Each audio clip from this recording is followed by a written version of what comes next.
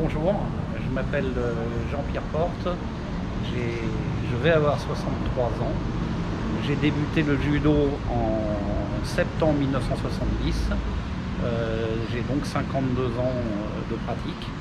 Je suis devenu ceinture noire en 1975, professeur de judo en 1978 à l'âge de 19 ans et j'ai passé successivement tous mes grades jusqu'au 7e dan. Je suis actuellement 7e dan depuis 2016. Au niveau compétition, j'ai commencé dans les petites catégories d'âge, à partir de minime, cadet, puis junior, senior. J'ai participé au championnat de France dans toutes les catégories d'âge. J'ai eu la chance de me classer plusieurs fois, d'être sur les podiums, sur différents podiums.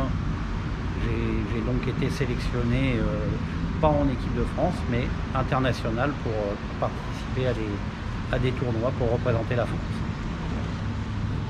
Si tu as 3 conseils à donner à un judoka pour devenir un bon judoka. Alors, 3 conseils à donner, alors c'est très facile, c'est les 3 T. Travail, travail, travail. Okay. Voilà, et toujours privilégier l'aspect technique par rapport à l'aspect physique, surtout quand on démarre jeune. Toujours penser à la technique, et quand on fait du physique, il faut essayer de trouver des exercices qui ont un rapport direct avec le judo. Pas par exemple pousser des barres pour pousser des barres. Ça c'est inutile, à moins de vouloir prendre du poids et pouvoir être en haut de la catégorie. Mais sinon, il faut toujours penser au judo. Ok. 3 erreurs à éviter pour un judoka. Alors 3 erreurs à éviter. Déjà, la première erreur, c'est de perdre trop de poids. Quand on est compétiteur, on pense toujours qu'en étant dans la catégorie inférieure, on est plus performant.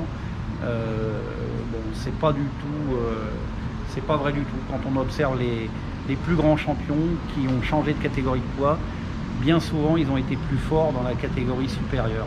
Ils ont eu de meilleurs résultats. Donc ça, c'est la première chose. Ensuite, s'entraîner bien sûr régulièrement, non seulement pour progresser, mais pour éviter les blessures. Parce que quand on arrête le judo, quand on arrête l'entraînement et qu'on reprend, bien souvent on se blesse. Donc il faut éviter de travailler en pointillé, sinon on accumule blessure sur blessure. Et ensuite le dernier conseil, c'est pas écouter ce que disent les anciens surtout. Ça c'est important, parce que bien souvent ils sont passés par le même chemin que vous et ils ont l'expérience. Si tu pouvais donner un conseil au petit judoka que tu as été pour devenir le master que tu es. Alors, je lui dirais de travailler la technique, de refaire des exercices de technique et de travailler les techniques pour lesquelles on pense ne pas être doué. Parce que c'est dans ce domaine où on a la plus grande marge de progression. Okay. Merci beaucoup. De rien.